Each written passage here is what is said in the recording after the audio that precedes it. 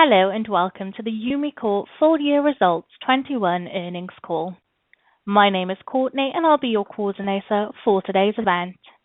Please note that this call is being recorded and for the duration of the call, your lines will be on listen only. However, you will have the opportunity to ask questions. This can be done by pressing star 1 on your telephone keypad to register your question. If you require assistance at any time, please press star 0 and you will be connected to an operator. And I will now hand you over to your host, Matthias Majak, CEO of Umicore, to begin today's conference. Thank you.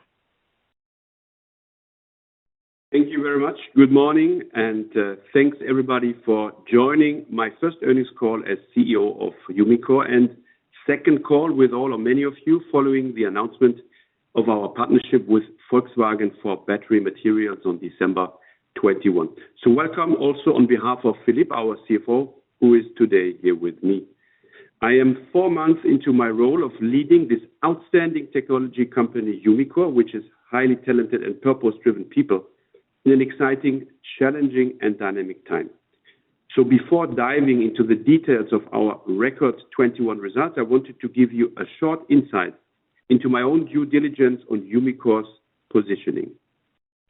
I truly believe that Umicore has what it takes to be the leader in clean mobility materials and recycling, a pioneer in sustainability.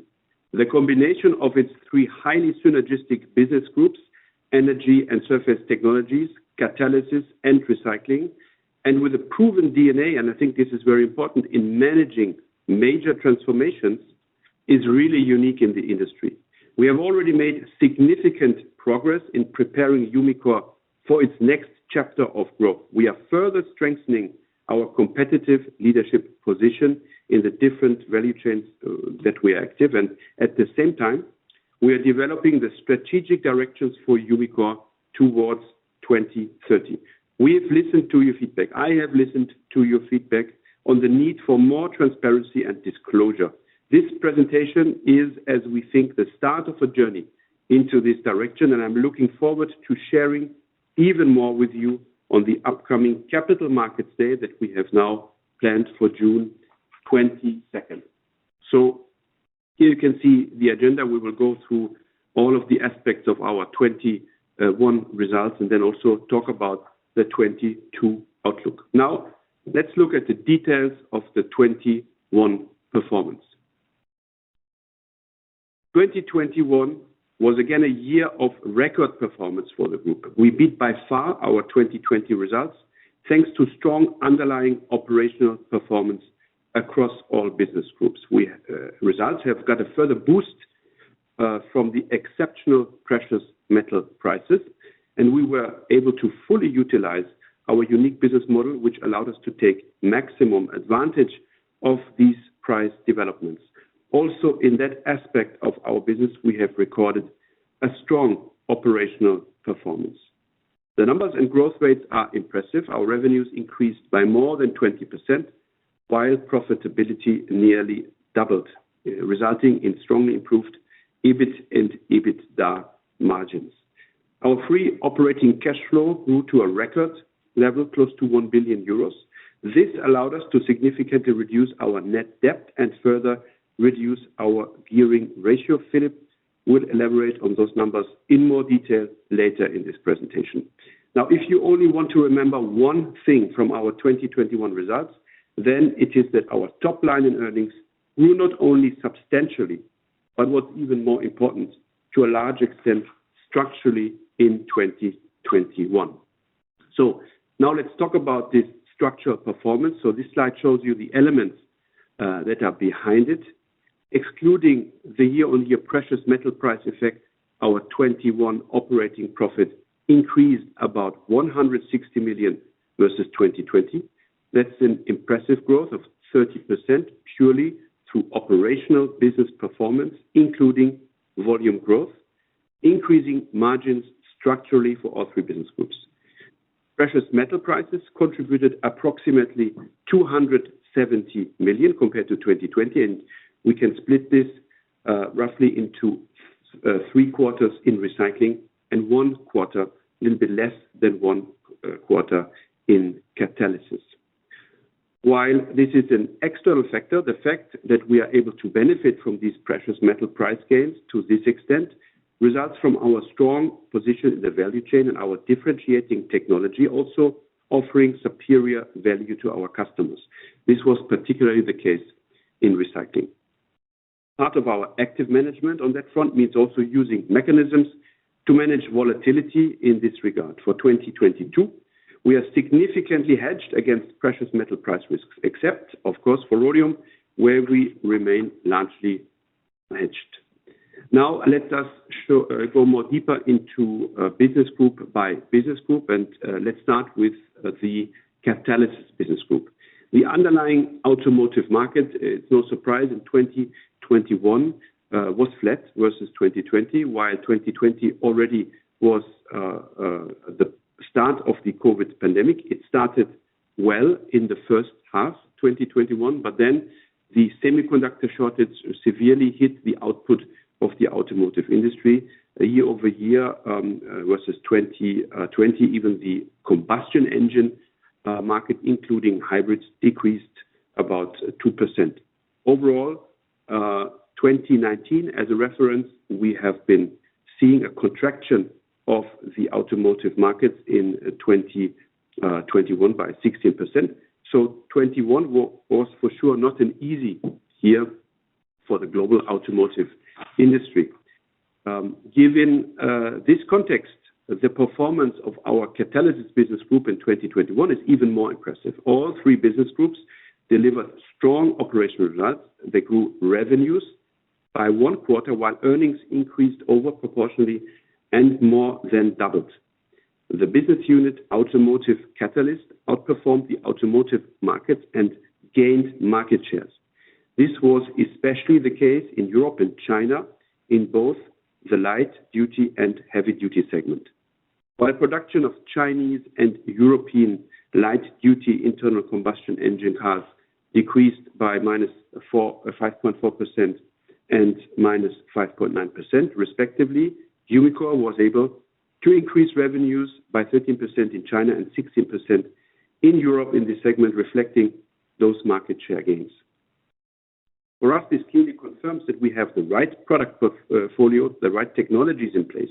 Moreover, it is a very positive signal for the next waves of emission legislations like Euro 7, where we expect to further benefit from this strong product and innovation portfolio. Looking at the heavy-duty diesel segment, the market share gains accelerated even stronger. Heavy-duty diesel sales in Europe, Umicore sales grew by 32% versus a market of +15%. China revenues were up 34% in a market that contracted by 17%. That's tremendous boost, but also we have to mention a strong final sprint in demand for the C and 5 platforms in the first half of the year ahead of the nationwide implementation of China 6 that drove up our revenues as well significantly. So those significant top-line gains in automotive catalysts have also been very successfully transformed into bottom-line results. This includes the structural improvements on manufacturing footprints and improved efficiency overall in operations that have already been launched in the course of the years of 2020 and 21. And with the resulting lower break-even point, the margin up that we have achieved in 21 will be largely sustainable for the coming years, putting our automotive catalyst activities in an excellent competitive position. While the demand in precious metal chemistry was strong with good contribution to top and bottom line results, 21 was an outstanding year for the fuel cell catalyst business. Sales volume nearly doubled in 21, further solidifying Umicore's market leadership position with now 40% market share in the mobility segment. This performance was driven by strong demand from existing programs, as well as through business wins with several new customers, especially in China. Thanks to these achievements, the business unit is in good position to also generate a growing contribution in earnings towards the business group. On the next slide, let us return now to the automotive catalyst business with some more details in the the frame of more transparency that we have said. As you can see, the majority of our revenues are coming from the light-duty gasoline segment, where we have a very strong market position and accelerating even with the 21 wins that we have just laid out. Our exposure to light-duty diesel is quite small, so the continued market decline of this segment will not have a major impact on our overall business. HDD represents about 20% of our revenues in 2021, with strong growth vectors to further benefit from the longevity of combustion engines in this market. You may now better understand why we are quite confident about the future of our automotive catalyst business, as we combine a strong position in the right market segments that will remain there for the long run, even in fast electrification scenarios, an excellent cost position with a globally optimized production footprint and a low break-even point, and the right product and technology portfolio with strong demand from our customers also for the next wave of emission legislation. We will use the upcoming CMD to further detail our strategies and directions on automotive catalysts, but I think this is already a good summary of the situation.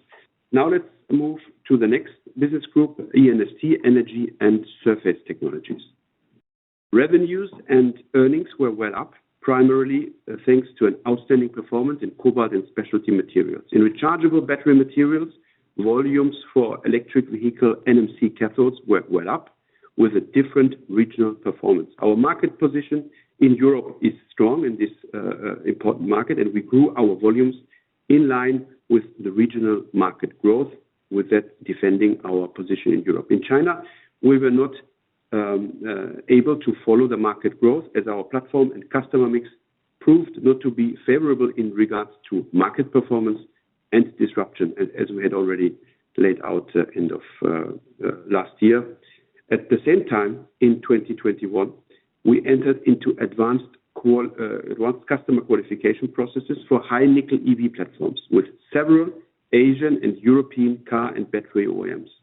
We are confident that their outcome will allow us to ramp up our high nickel cathode material revenues, and that we will catch up in China once those programs will be launched, with significant volumes expected already in the course of the second half of 2023. I will come to that a little bit more in details in the next slides. The cobalt and special materials business unit had a very good 2021, especially compared to 2020, when in this sector the COVID impact was quite severe. And finally, also the metal deposit solutions and electro-optical material businesses generated higher revenues in 2021. Within the spirit of increased transparency, again, you will find on this slide now more details on our cathode material business. In 2021, our global capacity was 65 gigawatt hours, 2/3 of this in Korea, 1/3 in China. Our plan forward is to expand this to about 120 gigawatt hours in 2024, then more regionally balanced, of course, with our European capacity coming online already mid of this year. Our high nickel related cathode material revenues are planned to reach about 75% of total sales volume in 2024, and we are progressing well in adjusting our flexible production lines to high nickel, and of course all newly added capacity will be high nickel ready from the start of production, which is also the case in our Nysa plant. I will also deep dive on that in a second. It is important to mention that these capacities do not yet include a potential North American footprint expansion that we are currently investigating, and also the planned capacities for the joint venture with Volkswagen in Europe has to be added to those numbers. We will share more details with you on our future plans for capacity expansions beyond 2024, and including all aspects of our business planning for the rechargeable battery materials business unit in our upcoming Capital Markets Day. I also wanted to give you a quick update on our cathode material gigafactory in Nysa, where we are well on track to start production mid-2022 this year in Poland. The footprint of the Nysa site can accommodate a potential capacity of more than 200 gigawatt hours, and our current plan foresees around 40 gigawatt hours at the end of 2024 as an interim step. I also wanted to highlight again that the manufacturing process in Nysa reflects the latest evolution of Umicore's proprietary cathode materials production system and process. This gigafactory with that will be the industry-leading one in terms of purity, quality, and consistency, and with that represents a very important asset for Umicore. In addition, Nysa will be supplied with 100% green energy, green electricity from the start, so it is understandable why this location is also highly attractive for our customers. Talking about customers is a good lead over to talk about the joint venture that we have announced to be closing with Volkswagen this year. After the announcement, we have been asked to provide more details about the planned partnership as the joint venture agreement still needs to be finalized. We cannot give you all the details that you are looking for, but we have tried to at least give you some more insights to the guiding principles of this endeavor for the sake of clarity. Again, it's important to mention that Volkswagen has chosen Umicore as a partner as they see us as a leading player in this industry with a unique combination of three elements: state-of-the-art technology portfolio, including high nickel, a proven and well-established track record in mass scaling at highest quality, a strong capabilities on the supply side, of course, of raw materials upstream, where the histories and roots of Umicore are. For Umicore, this means secured access to a large portion of the European electric vehicle market, and with this, significant economies of scale, even beyond the joint venture, for the full cathode material business of Umicore. For us, the joint venture is also a possibility to valorize our technological innovations and industrial skills, while, and this is very important to mention, while protecting critical IP and know-how on a large volume basis. It also entails the combination of Umicore's expertise and VW's buying power on the raw material side, unlocking opportunities that both partners could probably not unlock individually. Lastly, there was a lot of questions about investment. We can confirm that investments are shared between both partners, and also important to mention, with an agreed mechanism to allow those investments to be value creative for both partners. And I just want to remind everybody that value creative for Umicore means to earn a ROCE, have a ROCE which is earning more than the cost of capital, just to make that clear. Finally, I also wanted to highlight that with an ambition to reach a capacity of up to 160 gigawatt hours in 2030, through this joint venture alone, we expect to add nearly three times of Umicore's 2021 cathode material capacity. And this is really significant if you just imagine the order of magnitude, the dimensions of that.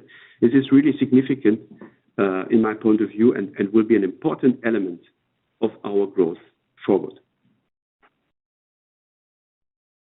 Last but not least, recycling, the recycling business unit. So as already pointed out, precious metal prices have been exceptionally high in 2021, with a peak mainly in H1. I will not go into further details right now, as I have already explained the impact of those prices on our earnings development. Let's now have a look at the performance of our recycling business group. Revenues and profitability for recycling grew to an all-time record level last year, driven by the exceptional metal price environment that we had already mentioned, but also based on a strong operational performance in all business units. Revenues grew by a third, while adjusted EBIT increased by nearly 60%. In the precious metal refining business unit, the further process improvement efforts paid off. The plant in Hoboken has been able to convert the very favorable environment into outstanding results, despite all the challenges and headwinds related to the necessary COVID-19 protocols and the planned maintenance in second half of 2021. Jewelry and industrial metals benefited from a strong surge in demand especially in jewelry and platinum engineered products. Finally, our precious metal management team has been able to repeat the outstanding 2020 performance and with that contributed well to the business group results. So now after this brief insight into the performance of our activities in 2021, I would now like to hand over to Philippe, who will give more details on the financials of that year. Yes, thank you, Matthias, and good morning, everyone. So, as the key financials on this slide lay out, the group's performance in 2021 was outstanding in the history of our company. Now, Matthias already commented on the underlying drivers, so I will not repeat them here, except to say that these numbers reflect the convergence of a strong operational performance in almost all of our business units, with a strong external tailwind in the form of record precious metal prices. These combined factors far outweighed earnings headwinds such as higher raw material costs, higher fixed costs related to our growth, and additional R&D spending. And last but not least, these record earnings converted into very strong free cash flows, reducing net debt by close to €500 million year on year. There's a few messages we want to highlight on this next slide that plots the group's adjusted EBITDA and corresponding margin trend. Apart from visualizing the outstanding performance in 2021, the top graph also shows that in recent years, Umicore consistently increased its EBITDA year over year. This graph starts in 2017, but this has actually been the case since 2014. Last year's EBITDA was 3 times that of 2014. Now, the underlying drivers have been different over time, which we see as a reflection of the value of Umicore's business portfolio. The strategy review we are preparing for the Capital Markets Day in June is predicated on continuing this earnings track record. The second element to highlight on this slide is the seasonality in the 2021 results. The performance in the first half of the year was exceptional, with a combination of pretty much optimized operational efficiency across most of the group, cost discipline, and obviously peaking precious metal prices. However, despite the tide turning on some of these external factors in the second half, second semester EBITDA still came in well above the levels of recent years. This seasonality was also reflected in the margin profile. As you know, metal results are particularly important to Umicore's group margins, given they contribute in a quite direct way to the bottom line. While margins therefore truly peaked in the first half, also second half group margins were well above historic levels. Umicore has consistently increased its adjusted EBITDA margin year over year since 2014. Now, switching to cash flows, close to 80% of the record 1.2 billion euros of cash flow from operations was converted into operating free cash flow. Net working capital was reduced across all the business groups, and most so in catalysis, amounting in total to 167 million euros of cash in. This includes the effects of lower PGM prices and slowing car sales towards the end of the year. Cash spent on capex and capitalized development costs stabilized year on year, amounting to 416 million euros compared to 435 million euros in 2020. Energy and surface technologies accounted for approximately 60% of group capex, driven mainly by the rechargeable battery materials European expansion, for which we do expect some capex carryover effect into 2022. In catalysis and recycling, capex spending was kept close to the low levels of 2020. With the exception of environmental and safety-related investments or strategic growth projects, the focus across the group is very much on further increasing the efficiency and productivity of our existing installations, which already contributed to the 2021 performance. Looking ahead into 2022, while working capital management remains a key area of focus, taking into account, amongst others, the price increases in metals and raw materials since the start of this year, we could see a meaningful increase in working capital compared to the level end of 2021. As to capex, we currently expect a substantial year-on-year increase in 2022, mainly driven by the growth investments in rechargeable battery materials and including the above-mentioned 2021 carryover effect. The operating free cash flow of close to 1 billion euros translated into a net financial debt reduction of close to 500 million euros. Net interest charges, cash, taxes, and dividends combined led to a cash out of just short of 400 million euros.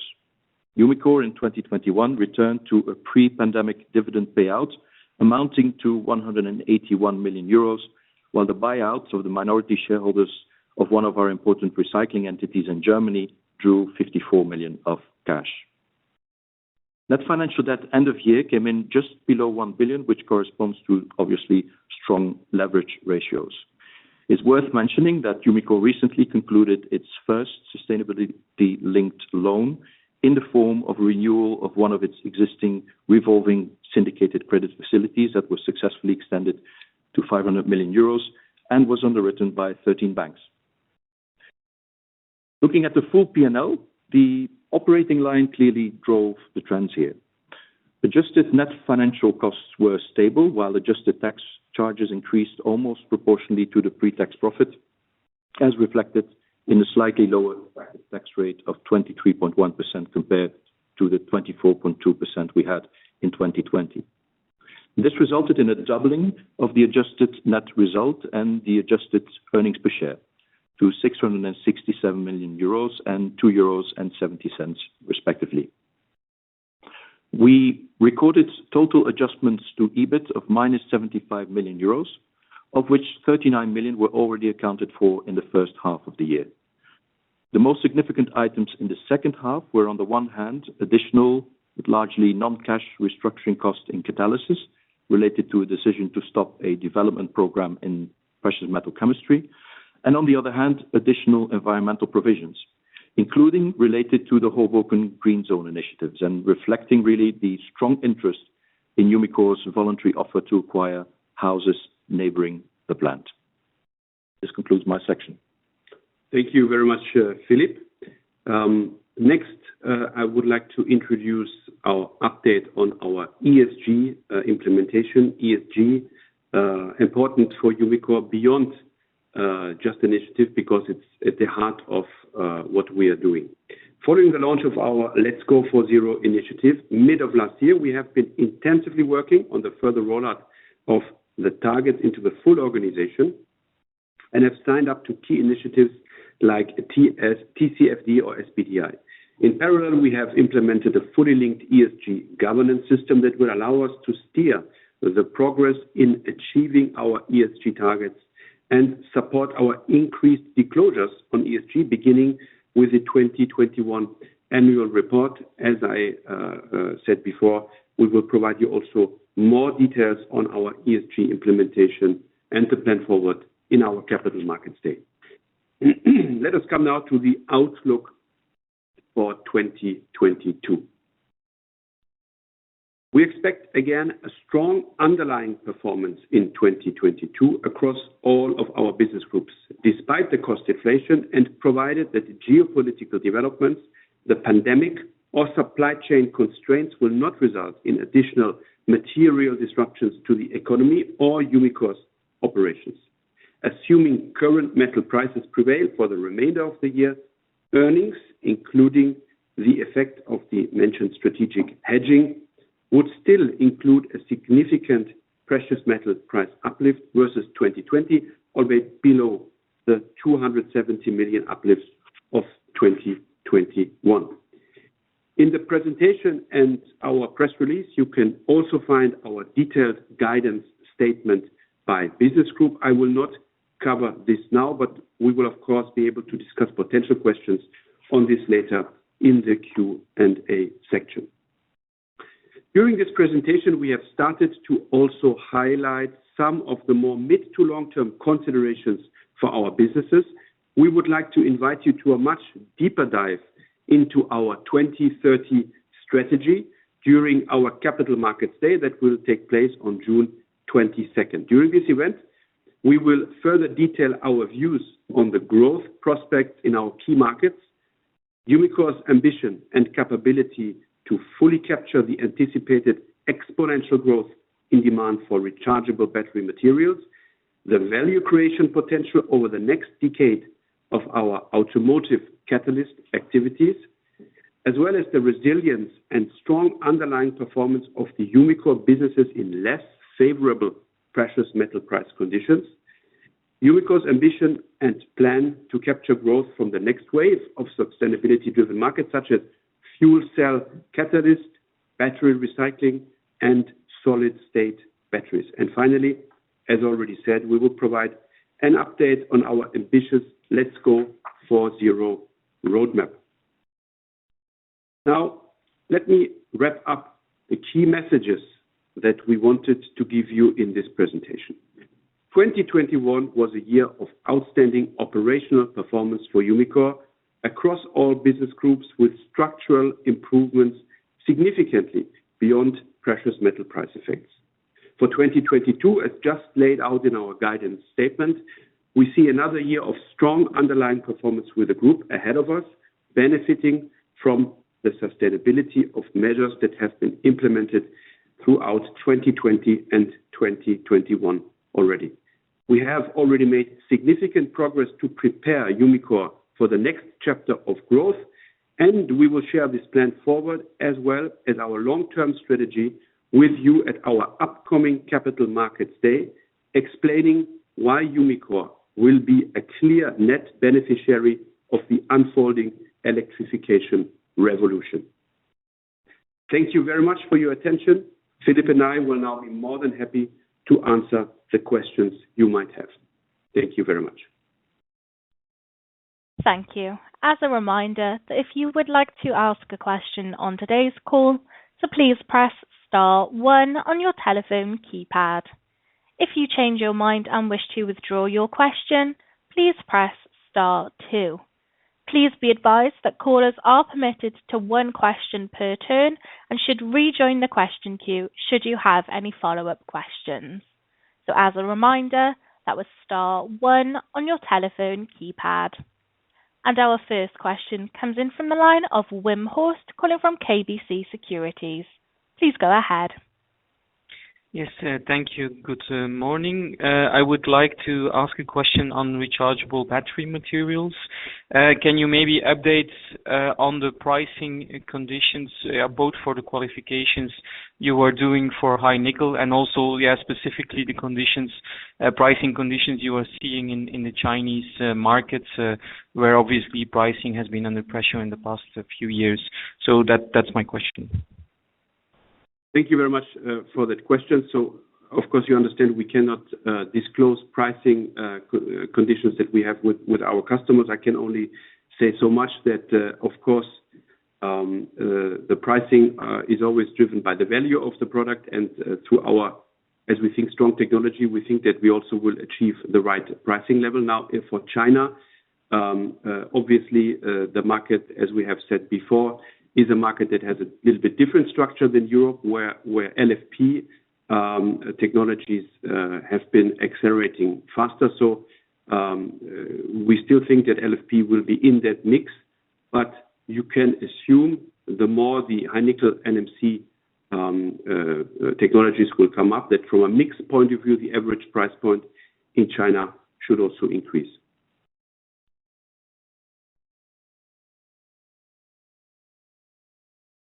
Thank you. The next question comes in from the line of Charlie Webb, calling from Morgan Stanley. Please go ahead. Morning, gentlemen. Thank you very much for the additional disclosure in the slides. Very useful. Maybe just a question around cash flow. Philipp, obviously you mentioned that CapEx is going to be stepping up significantly and that we should expect perhaps what we had expected in the working capital unwind or increase in the second half of the materials to fall into 2022. Just wondering if you could frame that in terms of magnitude and in terms of numbers where we should expect CapEx for 2022 to come out. And likewise, order of magnitude, what type of working capital reversion of the benefit you had in 2021 should we expect in 2022? Just any kind of quantified or kind of ranges or magnitude you can present there would be really helpful. Yeah. Good morning, Charlie. Thanks for the question. So indeed, let's maybe start with CapEx. So you've seen that CapEx As I mentioned, there's a carryover effect into 2022, so that will play a role. Then obviously we have the continued investments in rechargeable battery materials, which are there.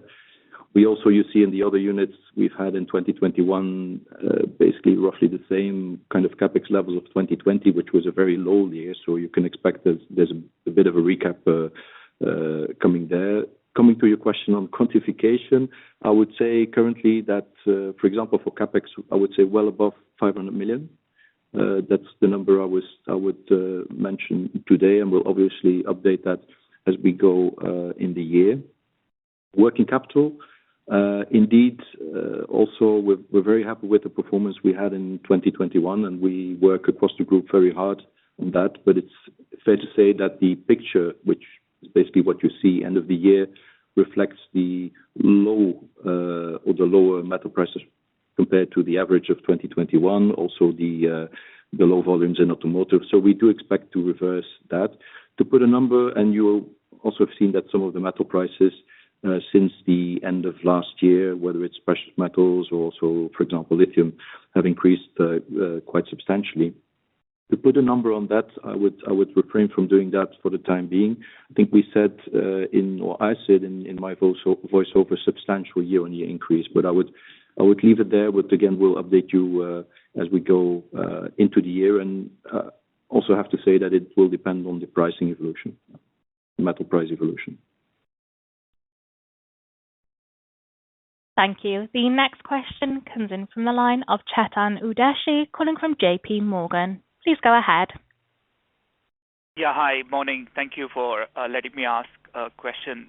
I just had two related questions, actually. First is, if I look at the sort of second half EBIT and do it, analyze it, we are somewhere under 700 million of EBIT on a run rate basis for second half 2021. And I'm just looking at the consensus for 2022, which is something like 815.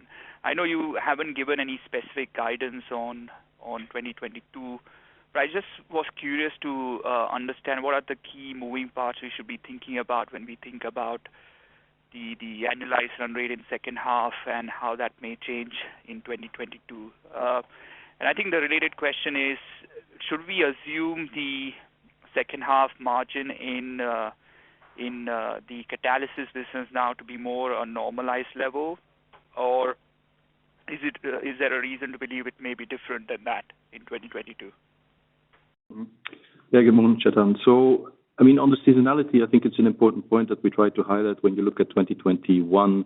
Indeed, that the first half was really exceptional because you had this convergence of a lot of driving factors, the metal prices, the very efficient running of the plants in terms of the volumes going back. You had China 5 effect in catalysis, and in the second half, you saw a number of headwinds that I think we mentioned clearly, metal prices, and then also the volumes in automotive, which means that the first half is not probably a good basis to extrapolate for 2022, but it also means that the second half is not necessarily the good basis because, as we said, we do expect in the automotive market to have a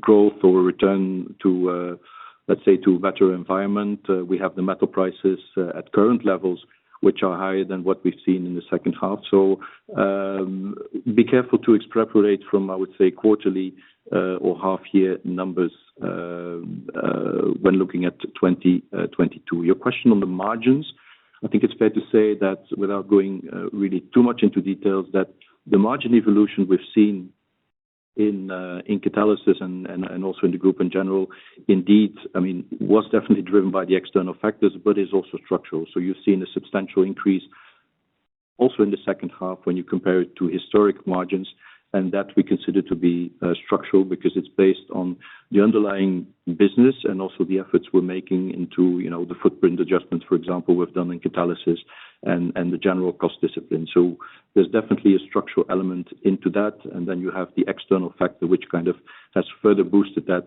particularly in the first half of the year.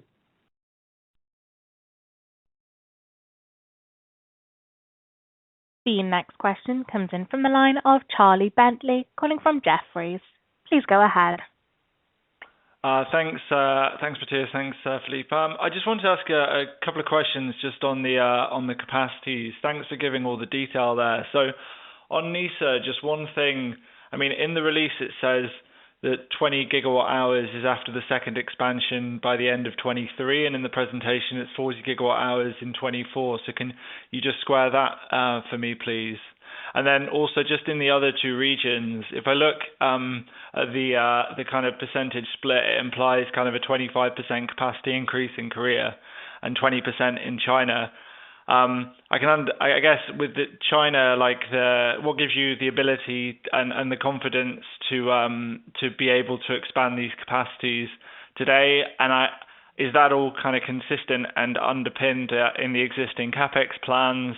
And when should we expect these to come in? Thanks. Charlie, thank you. Very relevant question. As indeed, the capacity expansion that you see, we talk about going from 65 to 120. And of that, if you compare that, what is already the announced capacity, the underlying investments, you would come to around 100. So the additional 20 is kind of some news in our planning that we are sharing. And with that, it also explains NISA, because we see the demand on our NISA capacity being so strong that we are currently working on the plan to make it happen, that we go a two-step approach to 20 gigawatt hours in 23, and then at the end of 24 to come close to the 40 gigawatt hours, which gives us the total equation of 120. So it's a good catch, and it's absolutely in line with our planning. So on China, you're also right. We are not banking only to utilize all of the existing capacity in China, and this is based on the let's say promising developments we have also with our Chinese customers. When I was talking about the so-called advanced qualifications where I think we already said in December, we will be able in the course of this year, maybe even to a certain extent already up to the capital markets day, to share more insights on that, what kind of customers, where, how much, etc. But please bear with us for the moment. At this point in time, I cannot give you more granularity on that matter.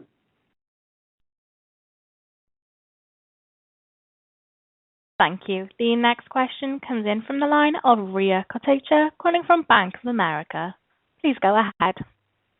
Hi, thanks for taking my question today. I just have one around the contracts that you're working on in ES&T. So I just want to know whether you can give us some detail on the nature of the contracts. So previously, they were structured in a take-or-pay form with a minimum offtake, and is it likely to be the same this time round? And then what proportion of, say, your 2025, the 40 gigawatt hour, are you sort of aiming to have contracted? Thanks. So let me repeat the question just to make sure I have completely understand it. So first part of the question is, what is the nature of the contracts that we are expecting to close in the near future? Is it take or pay or some other topic? And then your question was, can you repeat the second part of the question? What is the rate of, you're referring to 40? Of how much your sort of capacity is going to be contracted. Okay, understood. So first of all, regarding the take or pay or the contractual conditions, as usual in this business, there's different customers with different appetites for different contracts, so you cannot generalize that. I think what we are doing, what we have been always doing, is to protect Umicore in the way we're setting up these contracts. Could be in different forms, but this will be always at the top of our priorities. Now, in terms of what is the amount of contracts we have close to fill the 25 capacity. Also here, we would want to ask you to wait for our capital market day. As we said, we are in progress to be announcing some significant steps up in that direction. We cannot do that right now, and we would like to share the math in full detail, even beyond that time horizon in June. So if this would be okay for the moment, I would be happy to answer it like that. Thank you. The next question comes in from the line of Martin Den Driver, calling from ABN AMRO. Please go ahead. A question with regards to the green zone and the Hoboken site. You mentioned in press release 58 million due to the purchase of the houses in the surrounding area. Can you share with us what is the total plan in terms of housings and CapEx? And do you actually treat this as CapEx, meaning is it in the CapEx guidance, or do you qualify this differently? Thank you. Yes.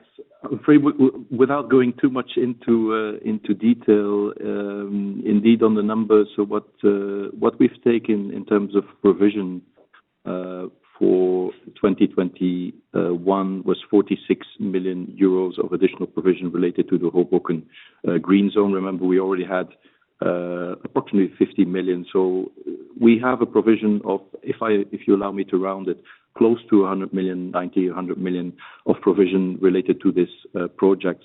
On top of that, and so what we basically do is we have a voluntary offer to purchase the houses in the nearest zone next to the plant. And the intention is to demolish those houses and make it into what it says, which is a green zone. Then we have a second, I would say, layer of houses where we purchase the houses, but where we will not demolish the houses, which means that we have a combination of cash out, and that's what the provision is covering, in addition to obviously all the works that go into that. And then we have a small portion which is CapEx related, basically buying the houses that we will not demolish.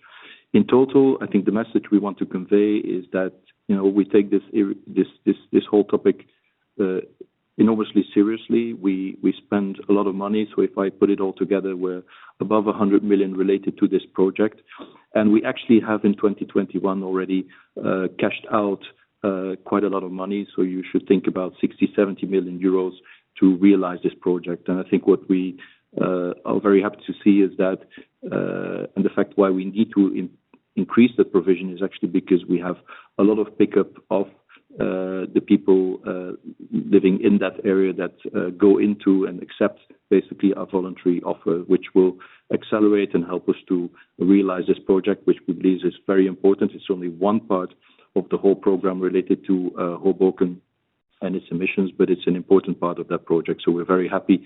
In a way, it's a real commitment of a lot of money, but we're happy that we're able to really implement it at speed. Thank you. The next question comes in from the line of Adam Collins, calling from Liberum. Please go ahead. Yeah, hi, good morning. I had a couple of related questions on metal price inflation.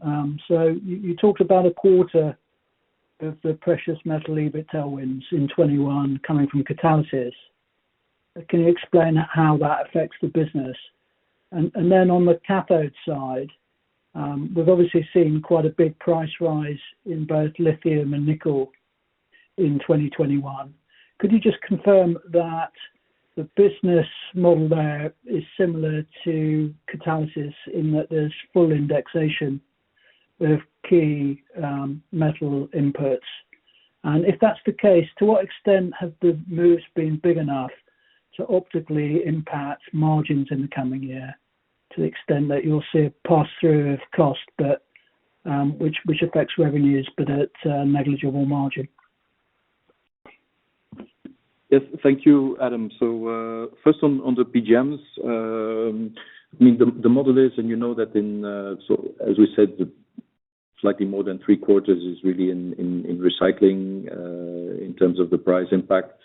I think that the model is well known, and there's about a quarter which is related to catalysis, and that basically reflects the fact that in catalysis, all of our 3 business units they work with PGM prices, and if you look at 2021 and you've seen the kind of spike in prices, it does mean that in terms of the price effect on our earnings, we do get some effect, and that's basically the quarter of the 270 that you see in catalysis, and that is because we have these businesses that operate with PGMs, and that is part of our business model. And I would say it's really the exceptional nature of the PGM prices, and again, we're talking mostly in the first half of the year, that have caused that. In terms of the lithium, without going into the details, I think the principle is absolutely that the lithium cost is transferred to the customers. I think the point is that different than, for example, a cobalt price or a nickel price, where you have a very clear market reference, that for the lithium, that is sometimes, less obvious. You have a number of indices and indications. In a way, it's more like a chemical than a metal. But so the principle is indeed that gets obviously transferred to the customer. But I would say the mechanism is somewhat less mechanical than what you would have on cobalt or nickel.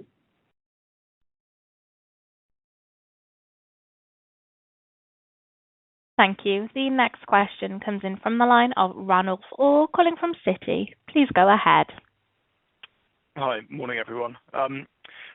Apologies if I missed this at the start, but I was wondering if you could just provide a bit of additional context around the performance in cobalt and specialty materials in 2021. I think you said it was an extraordinary year, and also provide some commentary around how much of that you expect to unwind in 2022. And if I could just tag on a second, I'd just be curious to know what the capacity for LCO is in your capacity guidance for battery materials. Thank you very much.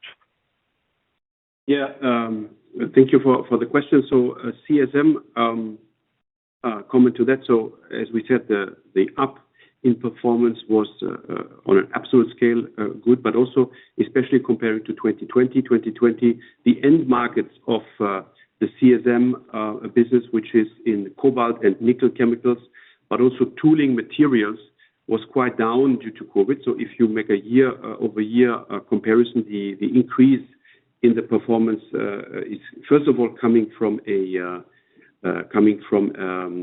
revenue up, driven by the end markets, but also the price environment was quite favorable in 2021 for us in this regards.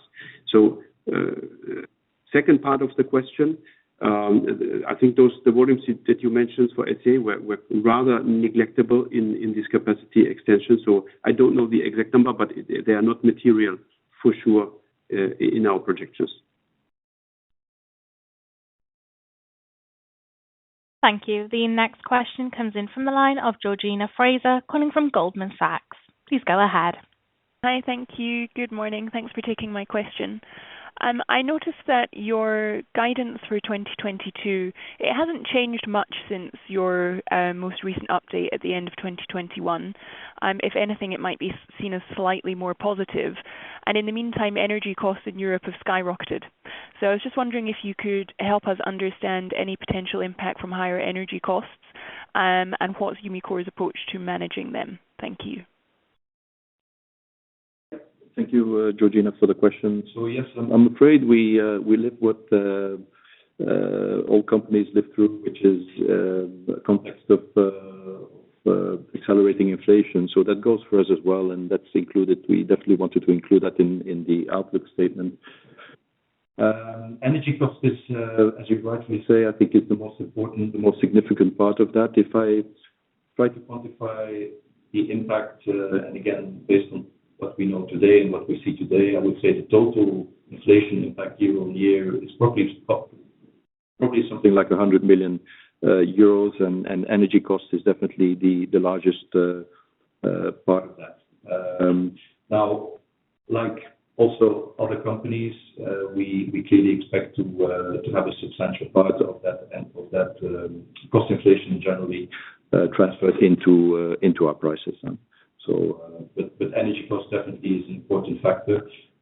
I mean, we have, as you know, a number of activities which are quite energy intensive. We do have some hedges for energy, specifically for electricity and natural gas in Europe. But I would say by and large, we're still exposed to the market price. And unfortunately, having a lot of operations in Belgium doesn't help, because we've seen quite a spike, particularly in electricity price in Belgium in this respect. So we do expect to be able to transfer part of that, I would say, general cost inflation into our prices. Thank you. The next question comes in from the line of Sebastian Bray, calling from Berenberg. Please go ahead. Hello, good morning, and thank you for taking my question. It's on the guidance for energy and surface tech, and what, if anything, has changed since December of last year, and why. The wording that I have from December of last year in front of me is that the earnings of the energy and surface tech segment are not expected to show a significant uplift for the period 2021 to 2023, and the wording used today was a slight increase year-on-year, 2022 to 2021. Has there been any substantive change versus 2.5 months ago? And if so, is this partly the result of the fact that LFP prices in China have rallied more strongly than NMC because lithium carbonate price input has gone up disproportionately versus hydroxide? Is there any impact from that? Thank you. Yes, Sebastian, let me take the question.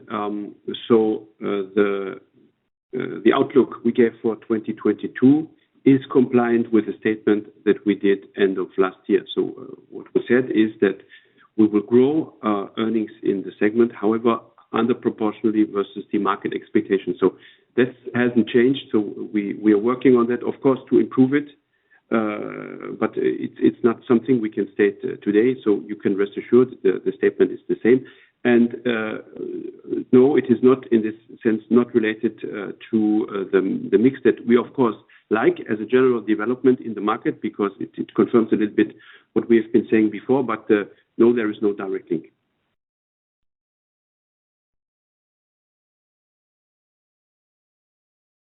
Thank you. The next question comes in from the line of Joss Hare, calling from UBS. Please go ahead.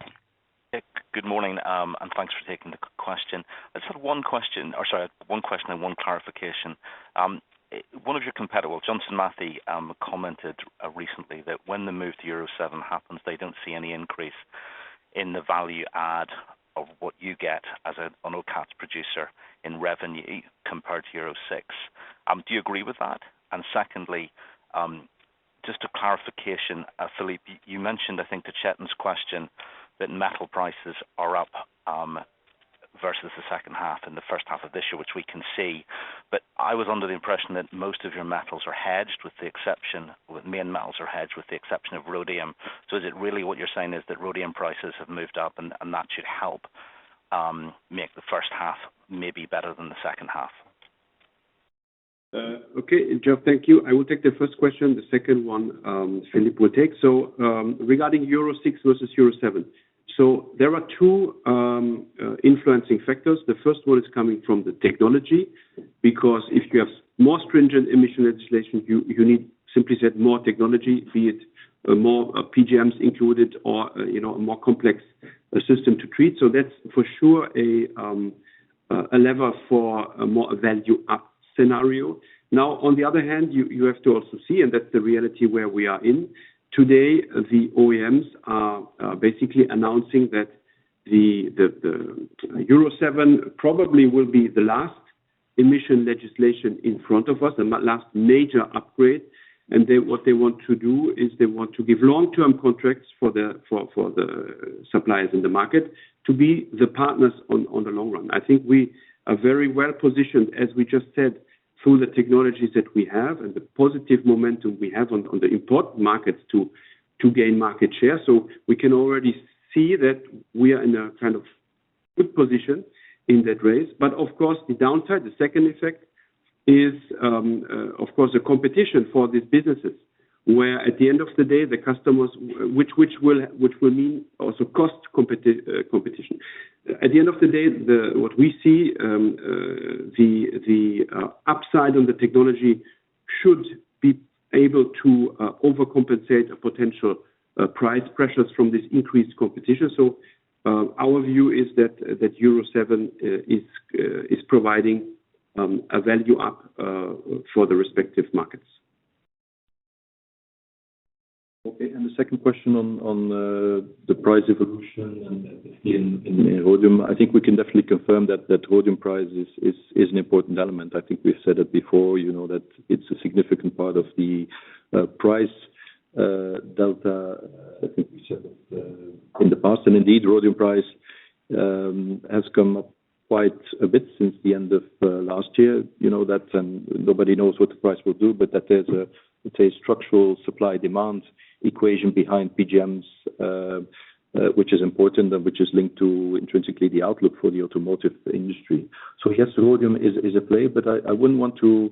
I think that the question of Chetan was more broader in terms of overall earnings, so I wouldn't want to just pin it to metal prices. I mean, it's everything. It's a mix also in terms of assumed volumes, etc. So but rhodium is clearly an important factor.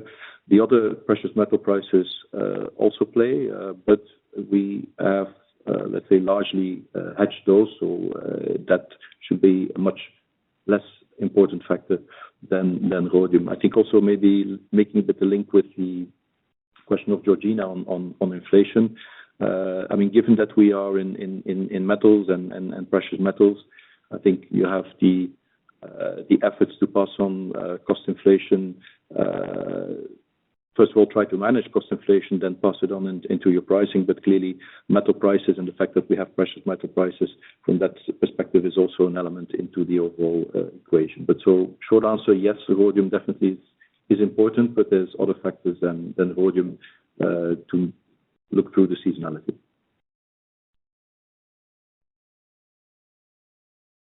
Thank you. The next question comes in from the line of Charlie Bentley, calling from Jefferies. Please go ahead.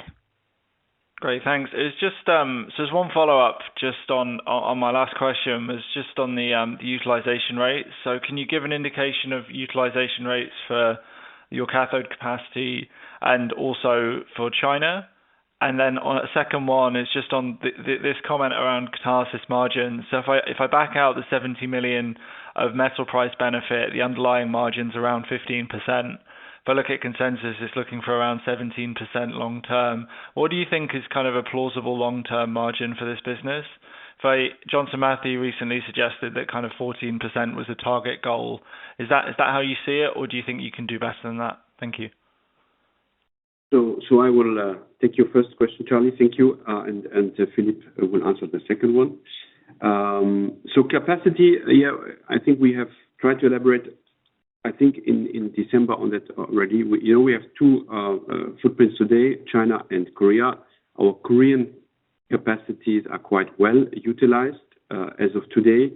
The Chinese ones not, and this hasn't changed. And this is something which is also, as we have said before, a burden on our fixed cost, if you will, the underutilization. But as I repeat, as we said before, the current prospects that we have on these advanced qualifications will not boost only the high nickel value, but also give us significant upside on our Chinese local business. And I think that's all I can disclose at this point in time. And Philippe, now to the question of the sustainability of the margins. Yeah, I think it's a good question for the Capital Markets Day to give a bit more the perspective and the building blocks. But I would say, without wanting to evade the question and not going to comment on what other companies have raised, I think what we're trying to say is that the margin uplift we've seen in 2021 compared to, I would say, previous years, and obviously jumping 2020, which was exceptional. But this margin uplift we consider to be structural because it's linked to, I would say, first of all, the product mix, but secondly, also all the efforts we're making in terms of making sure that our cost base is as competitive as possible. We've done a number of footprint adjustments, those that have benefited. We continuously work on operational efficiency of the plant, as I think one element really, especially for catalysis, and that will also be the case for rechargeable battery materials, which is going to be very key. So there is a structural increase in margins. Without wanting to give a percentage, I think mid-teens is probably indeed a good estimate, but allow us to come back on that maybe in the Capital Markets Day to give you a bit more structure into that answer.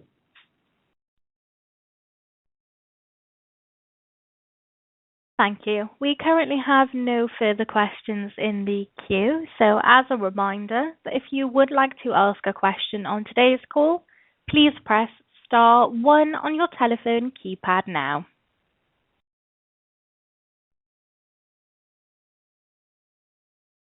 Thank you. And we do have a follow-up question from the line of Ria Kotecha calling from Bank of America. Please go ahead. Hi, I have a quick one on catalysis. Just want to understand why you aren't sort of more explicitly constructive on volumes going into 22. I mean, IHS revises production guidance up for the fourth time this year, and last week some of your peers were more constructive on, say, the orders coming in. And then in terms of the pricing side, apart from China 5, can you remind us as to what other pricing levers you see over, say, the next 2 years? And when do you expect the benefits from China 6 to come in? Thanks. Let me maybe answer the first question first, and then the second. Regarding the outlook on the automotive market. So, indeed, we are a little bit cautious, if you want, maybe compared to other announcements, because we have seen the unpredictability of the chip crisis unfolding in the last year. Now, if we would just judge on the momentum that we see in our orders over the last 3 months, we can be also slightly positive. So we see that there is an uplift on the orders that come from our customers, and given our quite substantial market share in this segment, it's a good indication also about the global automotive industry, where we see a pickup.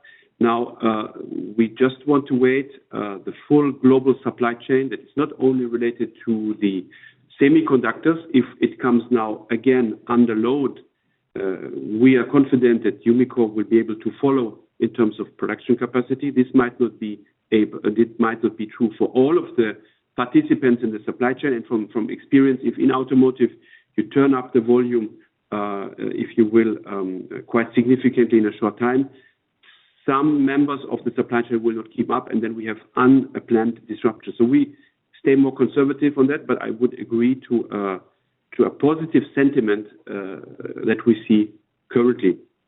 Second question on the China 5 versus China 6, etc. Just to explain this effect again. So China 6 nationwide on the heavy duty was implemented in 2021. So in the first half of 21, there was a sprint effect on catching still China 5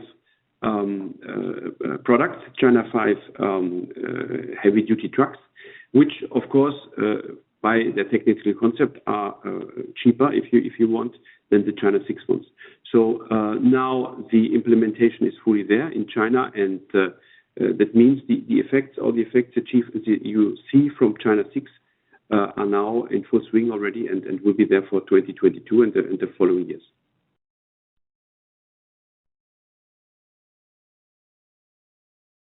Thank you. And the final question is a follow-up from the line of Adam Collins calling from Liberum. Please go ahead.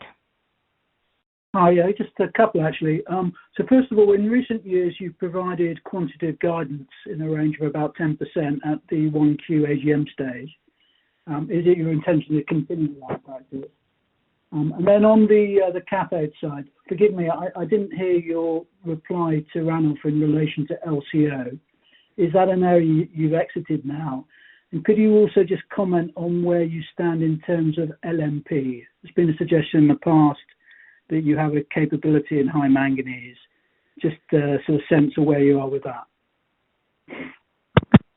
Let me answer. Thank you. Let me answer your last two questions while Philippe would take the first one. So LCA Capex, no, we're not exiting this business, but the shift of weight versus the other technologies is simply faster accelerating. So this is a statement on that. And then in terms of how we call it, the HLM business, so the HLM technologies, we are as well in quite active stage. This is a newer technology that is introduced on the market. We have taken all the lessons learned, as discussed in December, from the high nickel topics to stay very close to our customers, and it helps us actually that we are now much closer to the OEM customers through our announced and other activities that we did not announce. And this helps us really to see what are the needs on that segment to really answer the question at the end of the day. The OEM, as I have said before, is not interested if a technology is called LFP or HLM. They want a product that fits from a performance and price equation into a certain market segment. And today we have quite some activity on sampling, testing together with customers, and you can be sure we will be announcing as soon as we have also a qualification on that sector, but quite busy right now with HLM. On the guidance, I mean, you're right to mention that, Adam. I think 10% is kind of the range we've historically tried to use. I would say the answer is we try to be as specific as we can based on, the visibility we have and all the factors. So if we can be specific to that extent, we'll do it. I think it's fair to say that, like all companies, we're coming out of this special phase with COVID, so we have to kind of recalibrate a bit. You also see that, our earnings went from rounded 500 to 1 billion euros. So let's say the visibility factors both on the economic outlook and then also on things like metal prices will play a role to see how tight we make the guidance, but definitely we will try to make it as specific as we really feel comfortable doing based on the visibility we have.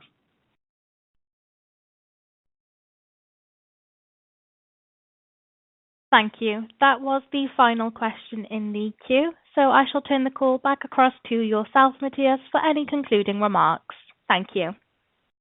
Yeah, thank you very much, operator. Thank you very much, all participants, to this call. Very good questions, very good discussions. And of course, we are looking forward to continue this now in the AGM that we will have in April. And of course, we hope to have a lot of participation from your side in our Capital Market Day that hopefully, if the COVID-19 situation allows, we will be able to do as a physical event. Especially myself, being new as a CEO, I would like to meet you personally to exchange the views on Umicore, the future, the different strategies, together with the whole management board. So I'm looking forward to that. And of course, I'm looking forward to the roadshow in the coming days with each of you to go into more detail about our 21 business performance and 22 outlook. Thank you very much and have a great day and continued week. Thank you for joining today's call. You may now connect your handsets. Hosts, please stay connected and await further instruction.